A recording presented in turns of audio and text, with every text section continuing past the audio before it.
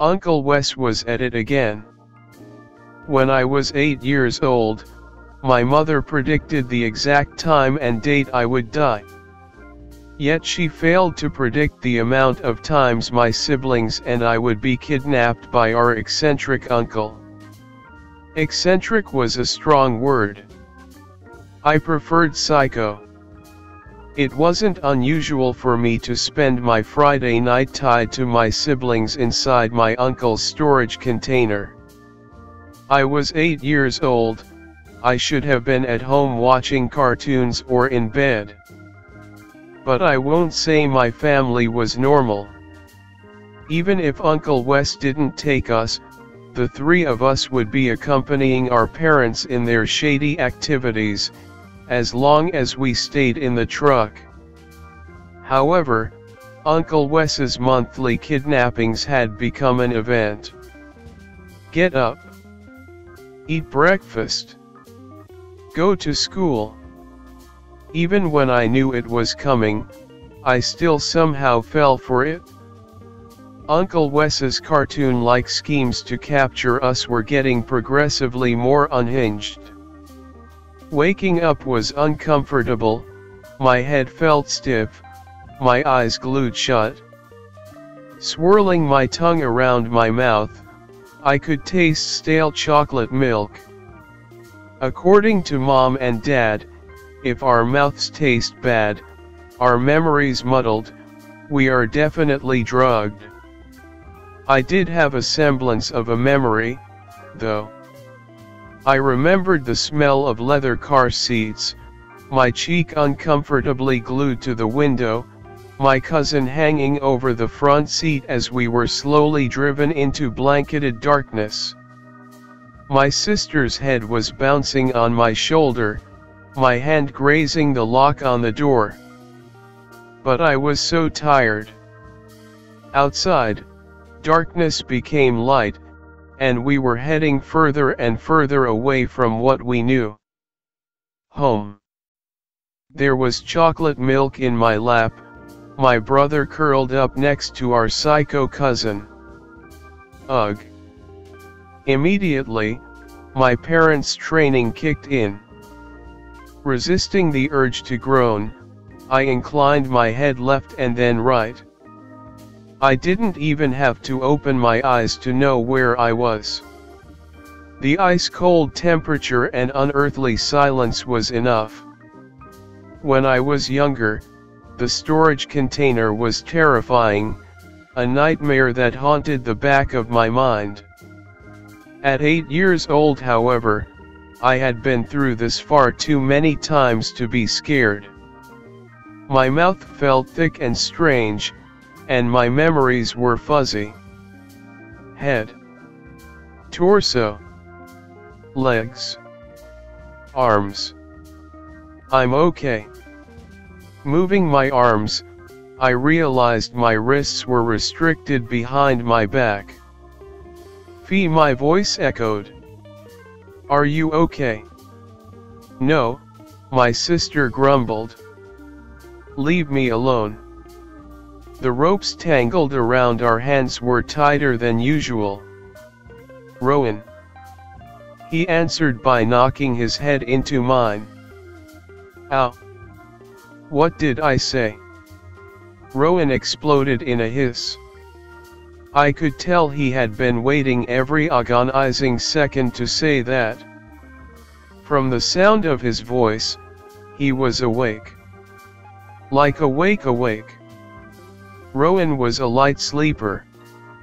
Even when our chocolate milk was drugged, or we were dosed with sedatives, he was the one who was awake first. Which meant the stupid head had been sitting there for who knew how long, perfectly rehearsing the best way to say, I told you so. I had to bite back a petty retort. He was right. Yes, I had fallen for an obvious trap, but this time it was easier to believe. I was in class when my elementary school principal strode into our classroom and announced both of my parents had been in a car accident. It's a trap, Rowan sat behind me, pencil lodged between his teeth. When I turned in my chair, he mouthed, "It's Uncle Wes. Mom and Dad taught us from a young age to never trust adults. Even adults with kind eyes. Adults we were supposed to trust.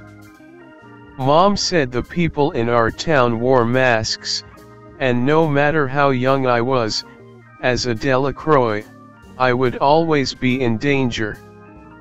My brother knew this after learning the hard way. He befriended a kid with Pokemon cards, initially only growing close to the boy to get a sparkly one, but he ended up actually liking him. The kid invited him to hang out at his place, and my oblivious and naive brother ended up a hostage. It turns out, even innocent bystanders will go to the extreme to get cash. The mayor had a target on our heads, and Rowan was practically a golden goose. If underground thugs wanted his mercy, then they had to bring him a Delacroix head. I rode with Mom on the way to the kid's house. Back in a moment, honey, Mom calmly climbed out of the car. She was gone for maybe a minute. I heard one singular gunshot before she was yanking open the car door, my brother in her arms. Mom wasn't scared or in a rush to get away. She reprimanded Rowan for breaking her #1 rule, and then cranked up the radio. After that incident, he trusted no one. Not even the lunch ladies. Rowan shot me a glare, but I was already trembling, my teacher's words sending my stomach twisting into knots. "Don't fall for it, idiot."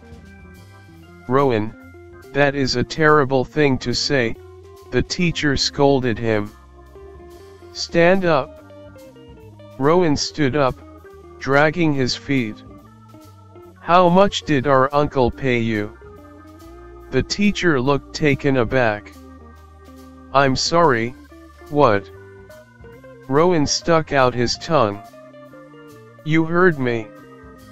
How much did Uncle Wes pay you to kidnap us?" Mrs. Carver's eyes darkened. "I appreciate your vivid imagination, young man, but you are being ridiculous."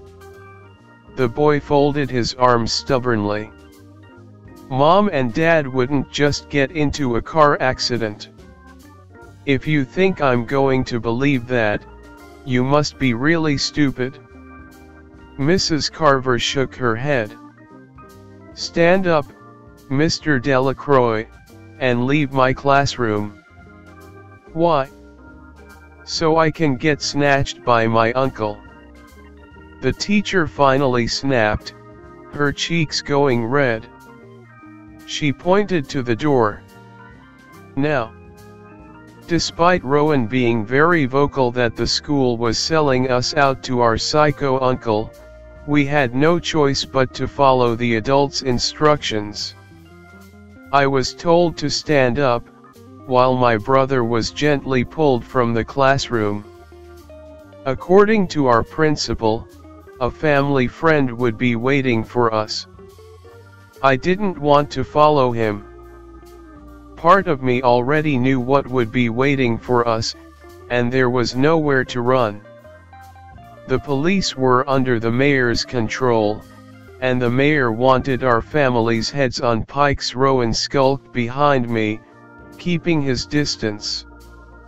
"Look," my brother shoved me, pointing to Principal Carver's bulging back pocket. "I bet that's hush money." I pushed him back. SHH. 9 times out of 10, Rowan was being dramatic. This time, however, my brother was infuriatingly right. Our cousin greeted us, waving 3 cartons of chocolate milk. Rowan grumbled a bad word. When we twisted around to make a run for it back into school, a scary amount of adults surrounded us, all of whom worked for our uncle. "Hey, guys," his son patted the truck, an evil smile plastered on his lips. There was a strange man next to him. I guessed he was the owner of the car, unless our 8-year-old cousin was an underage driver. I didn't think Uncle Wes would send his son to capture us. Maybe he'd moved up the ranks. His smile brightened when I dropped my backpack. "Wanna go see Mommy and Daddy?" All I had to see was my sister's head against the window. Her eyes were shut, a bruise blossoming on her right temple. Time seemed to stop, and at that moment, I forgot my mother's words. "Don't panic. Never show them you are scared." Everything I learned from my parents bled away, and I was just a scared kid. I did panic, letting out shriek. Every kidnapping was closer to Uncle Wes finally snapping and killing us for real. I took 3 steps back in an attempt to run back inside the school, only for grimy arms to wrap around me, violently pushing me into the back of the truck. I was used to being a target which had aged me well above the age of 8, but this time it was different. Uncle Wes was never this desperate, this violent. This felt too real. Like the kidnappings our parents warned us about. When I screamed, slamming my fists into the window, something collided with the back of my head, and my face hit the window, pain exploding in a supernova. Leaning over the seat, my cousin snatched the chocolate milk, pierced it with the straw, and handed it over. "Drink," he giggled with a tone that told me I didn't have a choice. "Try it, it's super chocolatey." In the corner of my eye, my brother was being shoved into the front seat. The last thing I remember is taking the tiniest sip. It did taste good. But then the world started to spin off kilter. Rowan slowly tipped into the window, his milkshake pooling off his seat. Presently, I could still feel the impact, gritting my teeth. That explained my headache. I had grown used to the freezing cold temperatures, the scratchy rope wrapped around my wrist, and the duct tape plastered over my mouth. It was part of being a Delacroix child, and I knew that. The Delacroix were known as the infamous crime family in our town.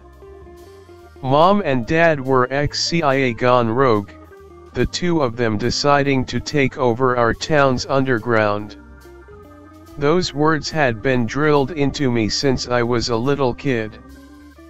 They made sure to reiterate that they were not good people, and sometimes they did very bad things, but they still loved us. Which made us targets. The closest we came to being compromised was Elena Mara, a dangerous name, and an old flame of our mother's. Elena wanted Mom for unfinished business, so she targeted my siblings. Luckily, I was sick that day. You would be surprised how corrupt our town is, where it's normal to hand kids over for a decent chunk of cash. Especially when everyone wanted the Delacroix family dead. Rowan and Ophelia were snatched on their way home from school. Elena and her cronies manipulated the bus driver to hand them over in broad daylight. The two described being shown a scary video which made their head hurt. Mom said it made sense for Elena to have the technology, since she too was a rogue CIA, though it didn't work great. All it did was cause headaches. After multiple tests and isolating the two of them for 2 days, Mom came to the conclusion that Elena was trying to scare her. The videos were just that. Videos. Nothing shady, but our parents definitely kept an eagle eye on my siblings for weeks after that. Mom didn't like people fucking with her family, however. Even if they were old flames trying to attract her attention. She left after dinner one night with a smile, tucking her knife into her jeans. Mom returned holding a single index finger, a wedding ring still attached. However, it was our own blood who was out for ours. Uncle Wes was Dad's ex-partner in crime until he met Mom. Dad tried to kill his own brother, and Wes built his own business, with his prime goals to take over the business, and destroy our father's life. We were part of that, so of course, his 3 children were caught in the crossfire. Which meant every month or so, we would find ourselves once again at the mercy of Uncle Wes.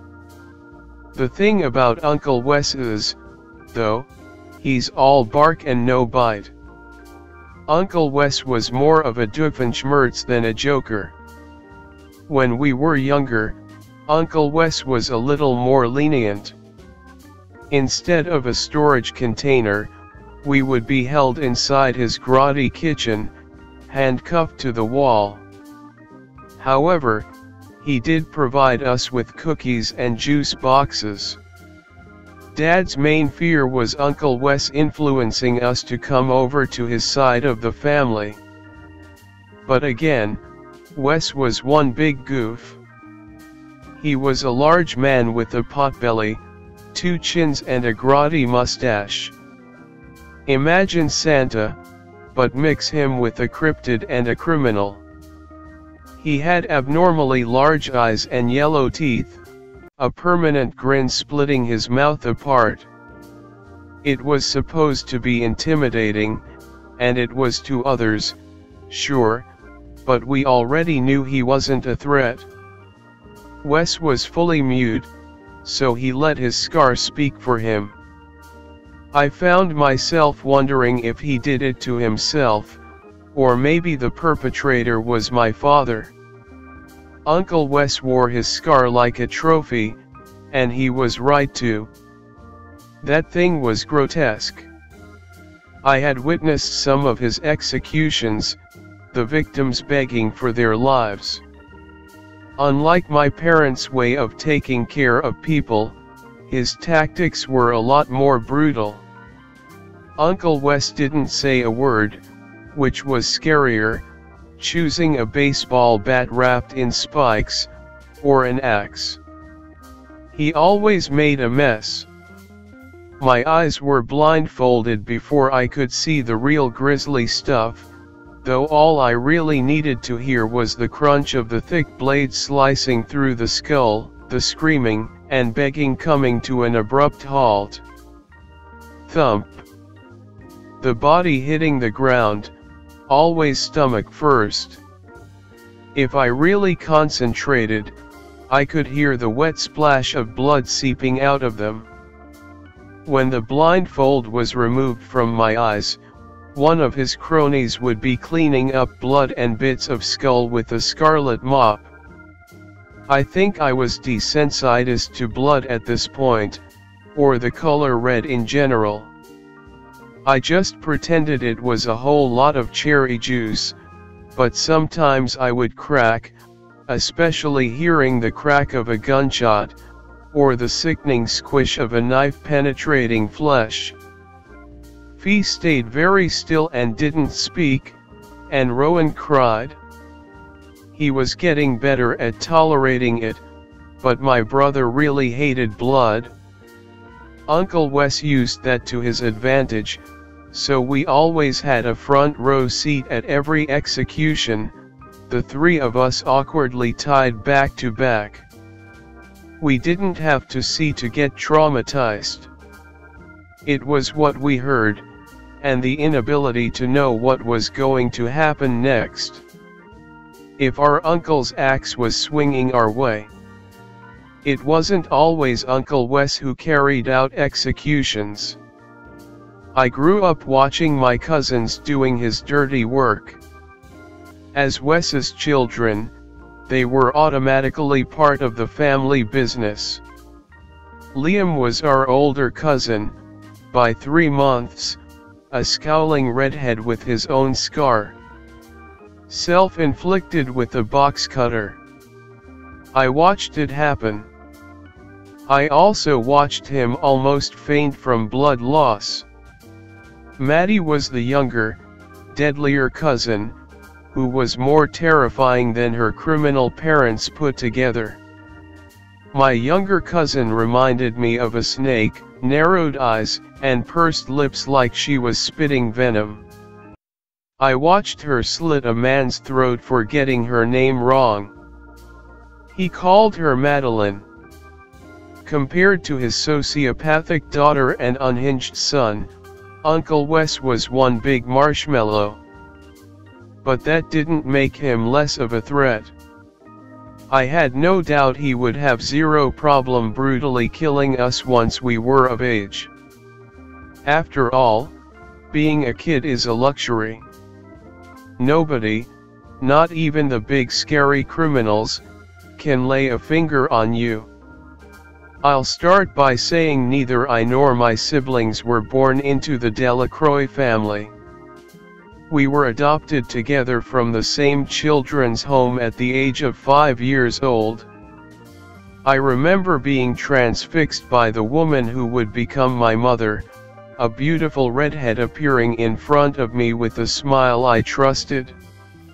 She was already hand in hand with Rowan and Ophelia. Rowan was a celebrity at Bolivia House. At least, his parents were. The other kids were obsessed with finding out who his real parents were, trying to match his mop of dark curls to any famous movie stars. Despite choosing to stay anonymous, Rowan's bio parents sent him cash and toys every month, which skyrocketed him up the orphanage popularity ladder. He didn't want cash, though. I would regularly overhear him asking the house mother if he could meet them. It was always a stern-sounding no. When he asked why, Rowan got the same answer. Because they don't want you. To an 5-year-old, that's like telling them the world is ending.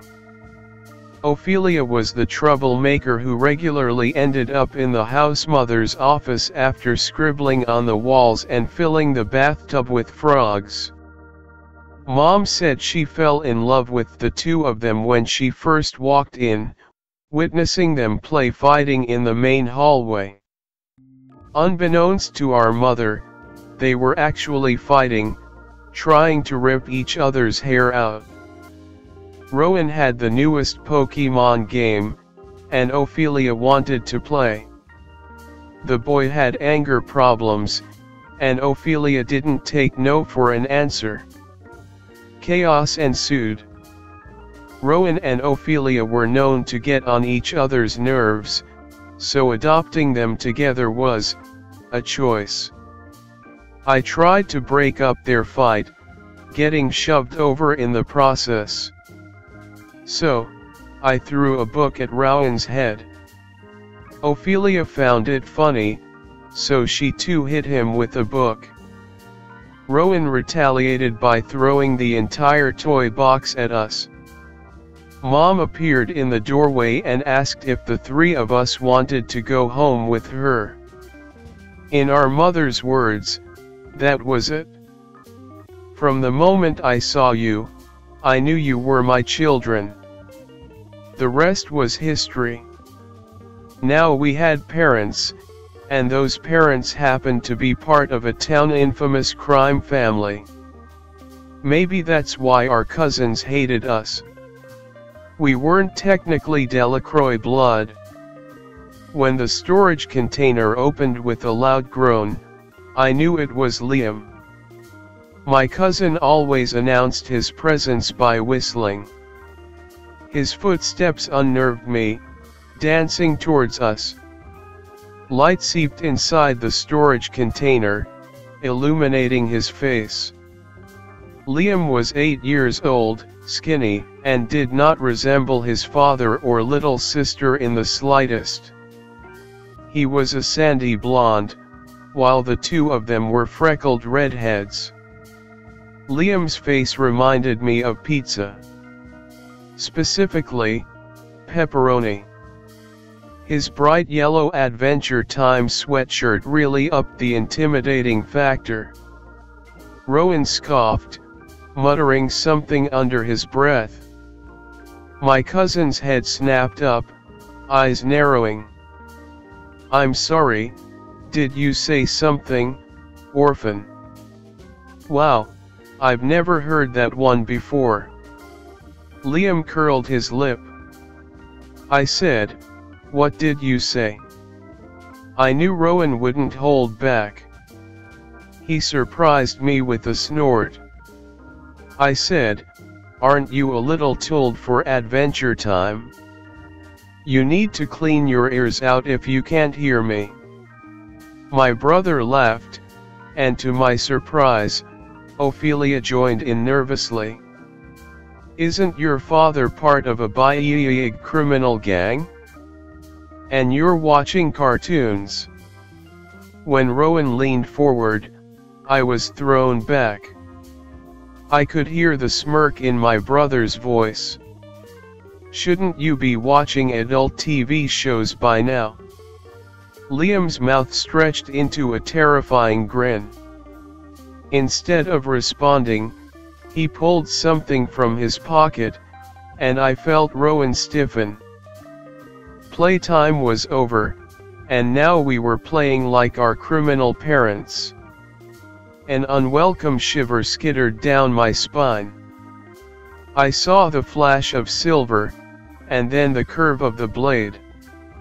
"My father is out on business," Liam announced, casually spinning the handle between his fingers, "so, I figured why not play with my favorite cousins." I found my voice, pulling at my restraints. No wonder this particular kidnapping wasn't like the others, it wasn't even Uncle Wes who took us. "Wait, you were the one who paid our teacher." The boy nodded, taking a step towards us. He was waving the knife around too much. If he wasn't careful, he was going to stab himself in the eye. Yep. I had a little help from my dad's friend. He flashed me a smile, his eyes shining. Liam was trying way too hard to be his father, it was painful to watch. Still though, his annoying laugh made me nervous. Mom was yet to teach us how to untie knots around our wrists.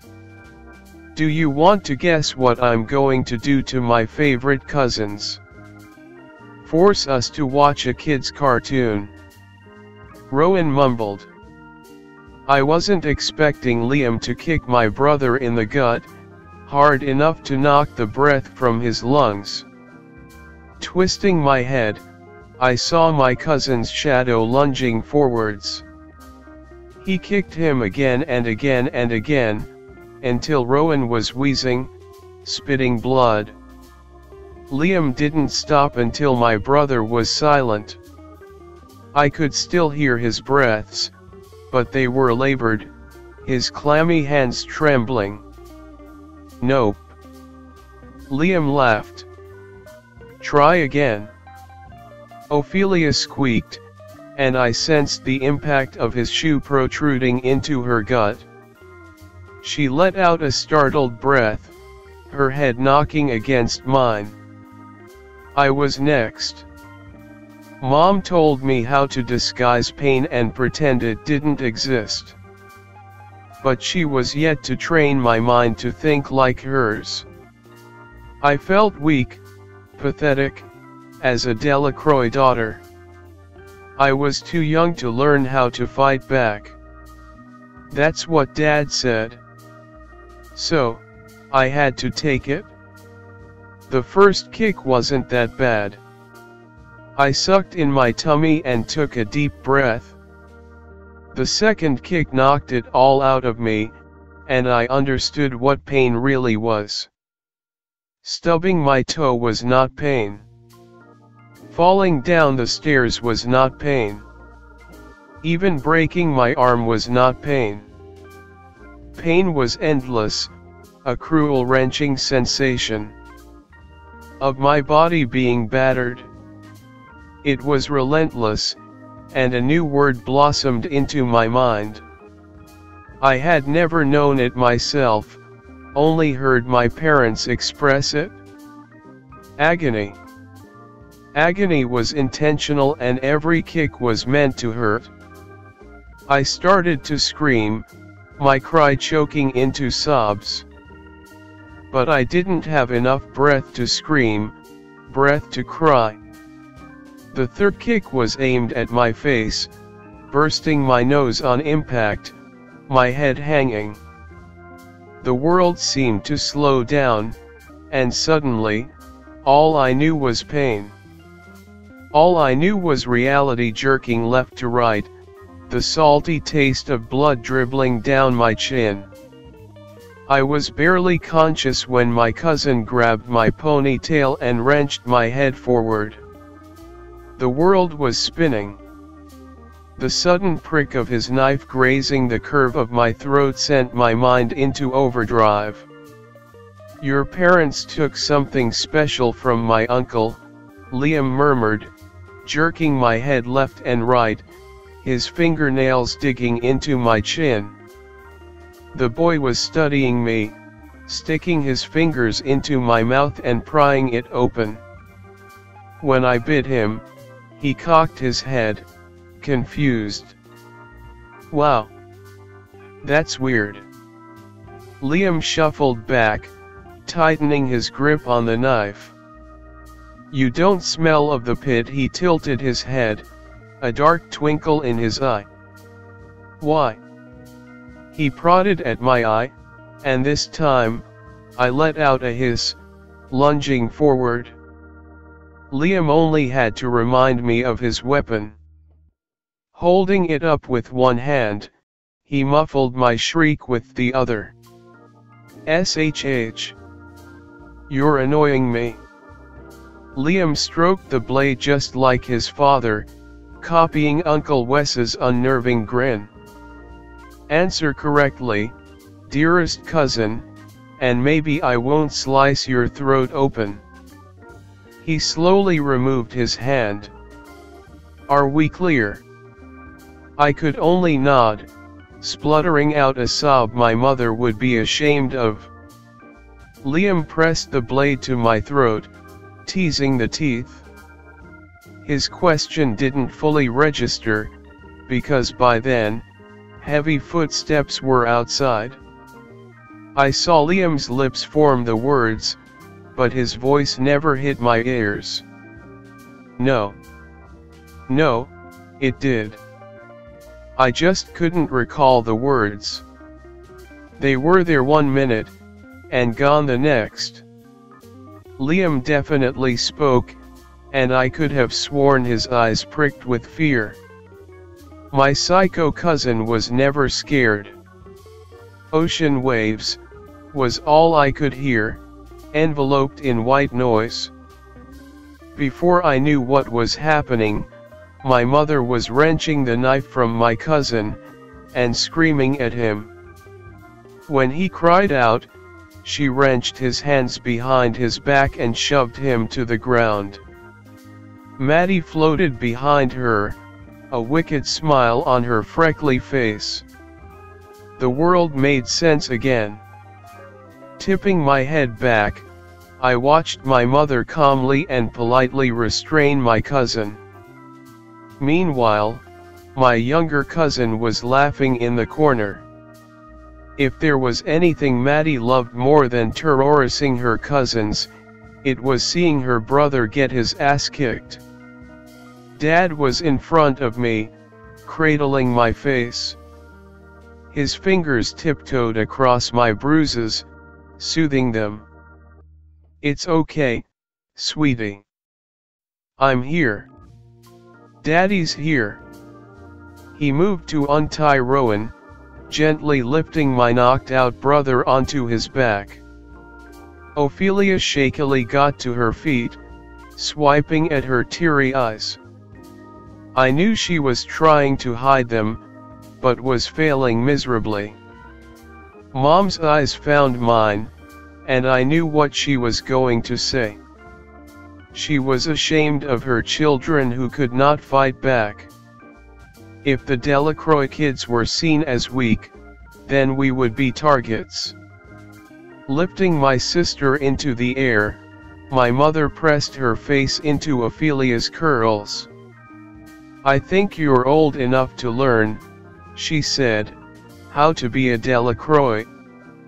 My mom's words sounded like ocean waves crashing onto the shore. I could still feel the blade stuck to my throat. Teasing a death I knew wouldn't come for a while.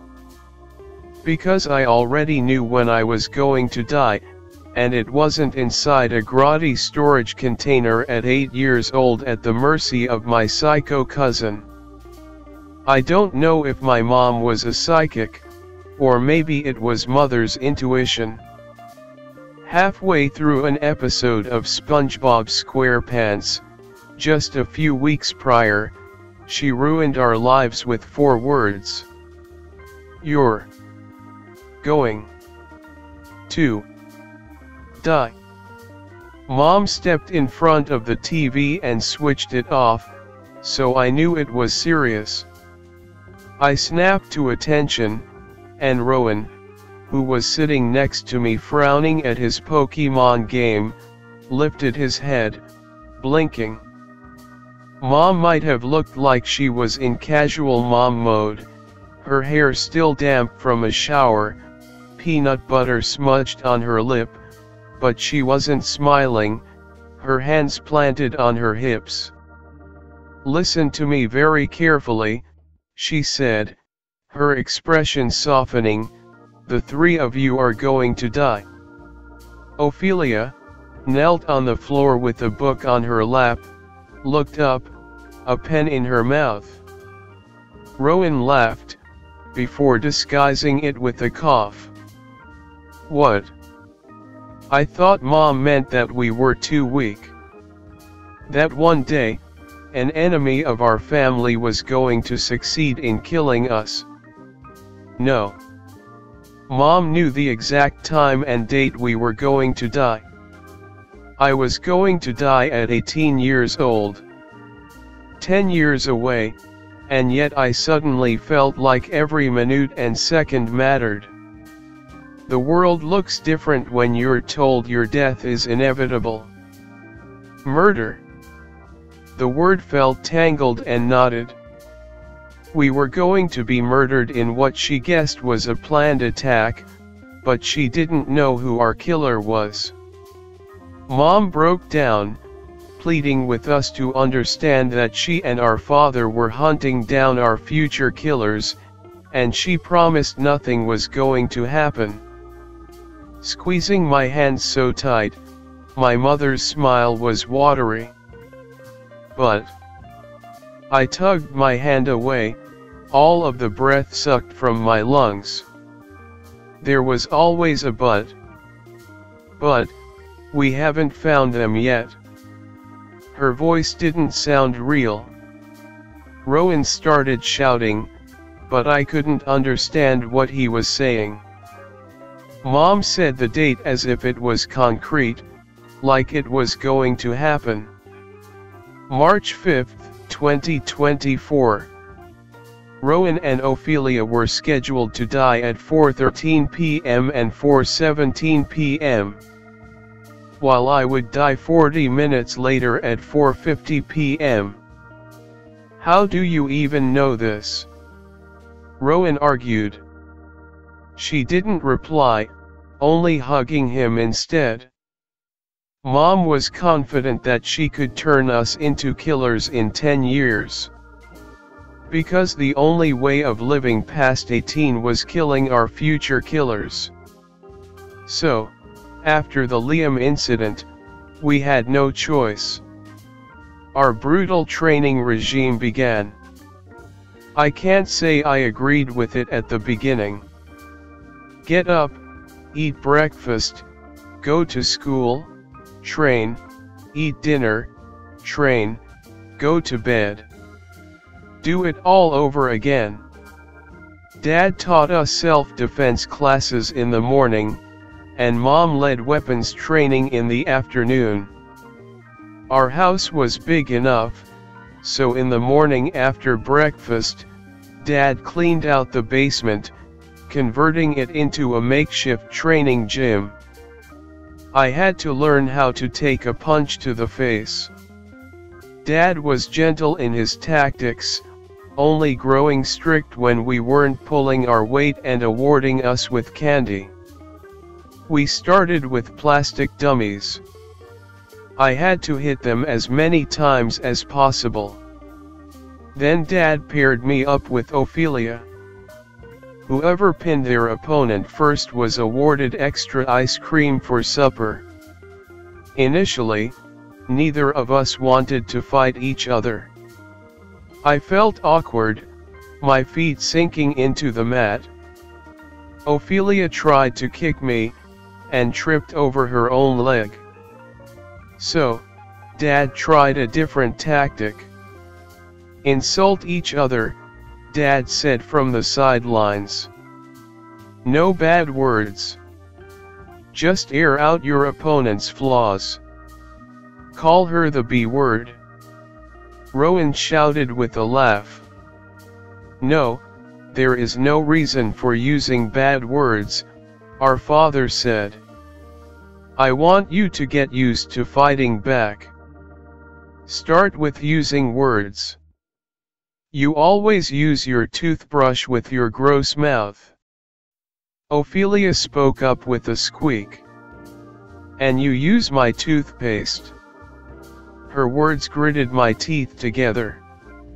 You snore. I retorted, my cheeks heating up. You sound like a pig.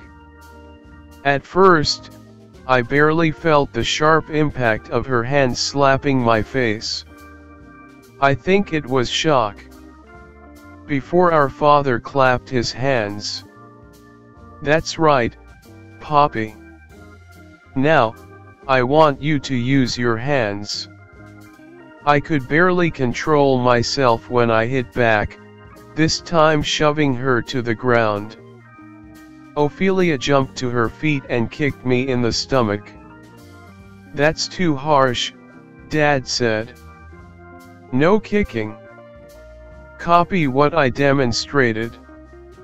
Ignoring him, I kicked Ophelia in the leg, and was immediately grounded. He reiterated his rules. I don't want you to fight each other. I want you to take each other down. So, that's what we did. It took months of training for me to be able to take my sister down. Then my brother. And after a few years, I was pinning my own father. Our parents would pay friends to sneak up on us. Expect the unexpected was what they nailed into our heads. Our murderers could be anyone and anywhere. As a kid, I failed. I jumped into a woman's car posing as our great Aunt Helen, only for her to drug my apple soda and take me right back home, where my awaiting mother chastised me for being naive. In my defense, I did have a great Aunt Helen, and this woman did look like a Helen. When I stepped into our kitchen at 13 years old, tired from school and training, Mom was baking cookies. She twisted around, pivoting on her heel, pulling her gun from her apron. "Bang," she said, pointing it at my head. "I just killed you, honey." I was already struggling to grab my own. Bang. Mom said again. "I killed you again." "Mom, wait, I was too slow, my brain foggy." "3 shots in the head, Poppy," she said in a sing-song. "Your brains are currently splattered all over the walls." "You can't kill me 3 times, I said, struggling to find the right trajectory. Mom lowered her weapon when I mimed shooting her in the face. "That's how fast it is, sweetie. Bad people do not hesitate." She shot around into the window, and I had to stop myself from flinching. "Why are you hesitating?" "Because you're my mother." Mom sighed, turning back to her cookies, swapping her gun for a heart-shaped cookie cutter. "How was school?" "Fine." Dropping my weapon on the counter, I grabbed apple juice from the refrigerator. However, after remembering my brother drugging himself yesterday in a poison exercise, I slowly put it back. I did get better at training. After years of the exact same regime, I stopped feeling human. More like a soldier. Mom was right. She was slowly and successfully turning us into killers. When she brought real people into target practice, I stopped seeing them as humans. I stopped crying when the bullet made an impact. I stopped slamming my hands over my mouth, my gun trembling in my grasp. Targets would bleed, and I ignored them. The only thing that mattered was the magnum molded into my palm, my index inching towards the trigger. I remembered holding my first gun at the age of 8. My hands were clammy and clumsy, struggling to get a proper grip. Mom told me that person could have been my killer. So, I wasn't allowed to hesitate. My hands were not allowed to shake. By the age of 16, I used every waking minute to train. Rowan took me down in a self-defense exercise, only for me to leap onto his back and rip out his hair. Dad called it fighting with emotion. He told me to take a walk around the yard and come back when I was less agitated. I knew my brother and sister's weak spots at this point, but they knew mine too. I threw a punch, aiming for his neck to destabilize him, but he was already tracking my moves, narrowed eyes drinking all of me in. With a single kick to the groin area, I was lying on my back staring at the ceiling, and Dad was shouting at me to try again. I did, this time pinning him. But he was fiercely competitive, knocking me back onto my ass. We all had our respective talents. Rowan was our best fighter, accompanying Dad on assignments as the brawn.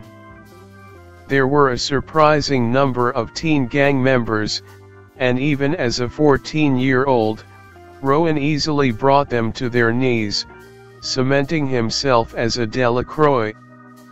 I'm pretty sure his obsession to be the best came from our cousins' beatings when we were kids. Dad taught him how to channel his anger into fighting. Liam had permanently scarred him both mentally and physically. He had a scar just below his left eye. Rowan was overly obsessed with bringing down Uncle Wes, because it meant killing our cousin, but Dad told us to bide our time. Fee was our second best fighter. I enjoyed watching her whooping our brother's ass. Ophelia had dark brown hair to her butt, and refused to get it cut, wearing it in a ponytail. When she was fighting, her hair was a tripping hazard. I was more comfortable with a knife. I could still fight, easily defending myself.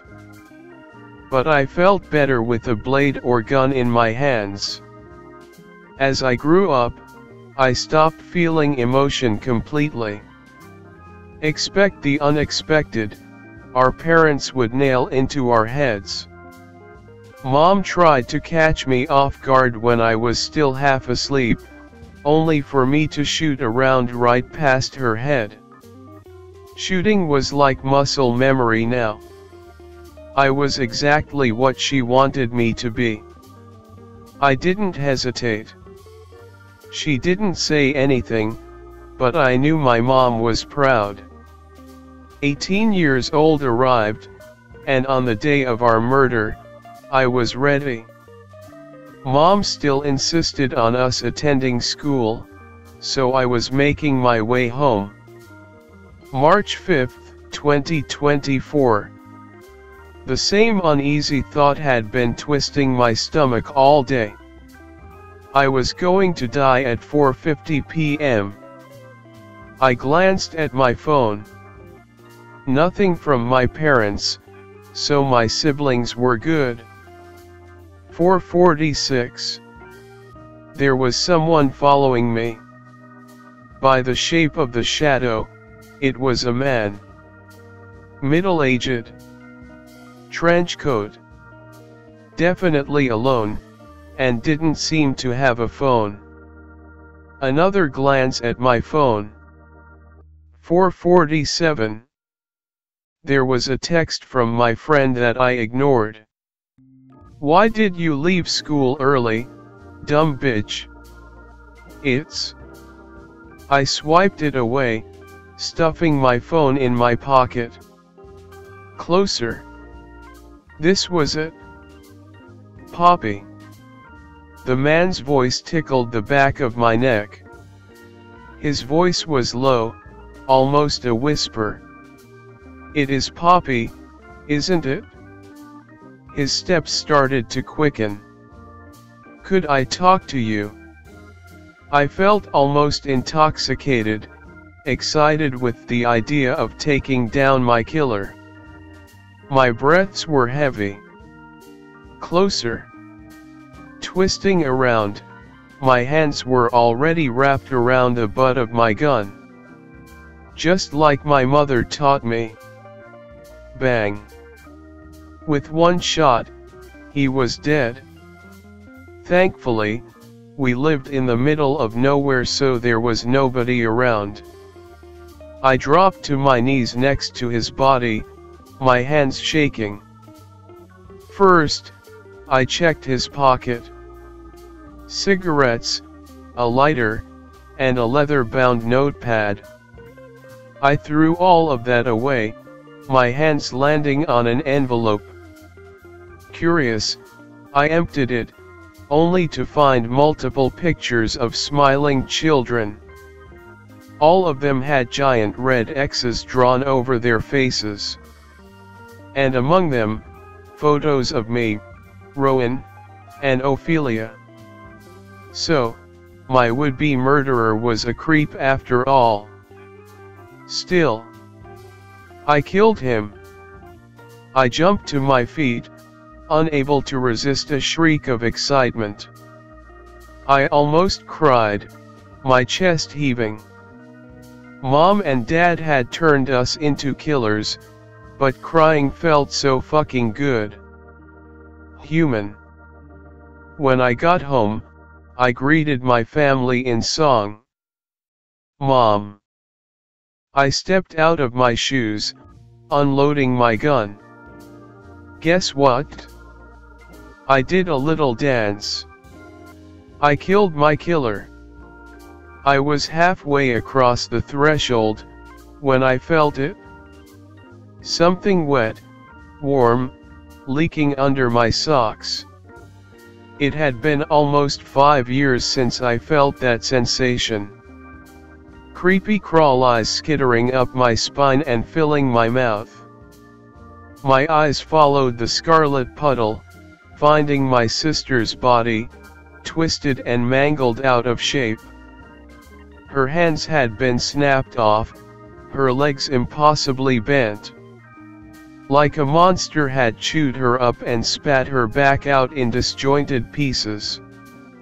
In front of me, my mother was standing with Rowan's headless torso over her shoulder, a wide smile across her lips, polluted eyes resembling nothing staring back. My sweet mother wearing her heart-shaped apron was a monster. My brother's eyes had been burned from his sockets. His mouth carved from his face, almost resembling a maniac, skeletal grin.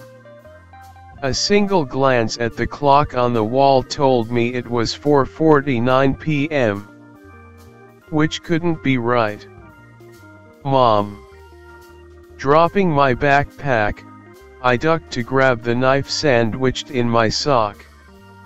Mom's smile was bright, and yet so fucking inhuman. You didn't even hesitate. I'm so proud. Before something cold and cruel sliced across my throat. Dad. What did I say? Dad chuckled in my ear. Expect the unexpected. I woke up, hanging off my father's shoulder. Bleeding out, my breath strangled, my words nonsensical. Around us, there was nothing. We were no longer inside our house. There was only a single bright light illuminating a giant pit in the ground. Dad spoke to me while hauling my brother's body into the chasm. He waited a moment, before letting out a disappointed sigh. Your mother and I found something a long time ago when we were working as field agents, he hummed. It promised us money and power. As long as we allowed it to consume. Mom kicked Ophelia into the pit with a disgusted snort. It promised us children as strong and powerful as us, children who could take over the family business and continue to feed it, long after we were gone. Heirs that could fight alongside us. Mom continued. But, of course, we are yet to find them. She grabbed me, dragging my body across the ground. Perhaps if you actually trained properly, Poppy, maybe you and your siblings could have been exceptions. I only heard her latter words. Oh, well. Perhaps the next orphans will be better. Before she flung me over the edge, where I just managed to cling on. I waited to bleed out, to lose consciousness and drop into oblivion. But after 5 minutes of using all of my upper body strength to hang on, I risked grazing my fingers over my throat. I could still feel the wound, but it didn't feel like it was gaping anymore. Mom and Dad left after a while of waiting. By that time, I had enough strength to haul myself onto solid ground. For a moment, I stared at the ceiling, panting for breath. I rolled into my stomach and grasped for my knife, but it was gone. Fuck. When I turned to leave, the pit grumbled. The ground trembled beneath me. Twisting around, I instinctively reached for a weapon. I lost my breath when a single hand appeared, grasping onto the ground for dear life. I started toward the pit, before running footsteps sent me stumbling back. Fuck. It can't be. Mom appeared, Dad following behind her. We've been feeding potential Delacroix to this thing for 50 years, and now it responds. I didn't stay behind to let them test their luck with me again. Following the tunnel back into our house, I made it back into daylight. Into fresh air. I've been keeping a low profile for the last few weeks. I can't sleep, I can't eat. My hands are shaking. All I see is the pit. Those psychos pretended to be my parents. I'm terrified of being captured again. I can't stop shaking. I'm fucking alone. Last night, I heard the Delacroix children killed my parents' main rivals. I guess Rowan and Ophelia really are officially part of the family business.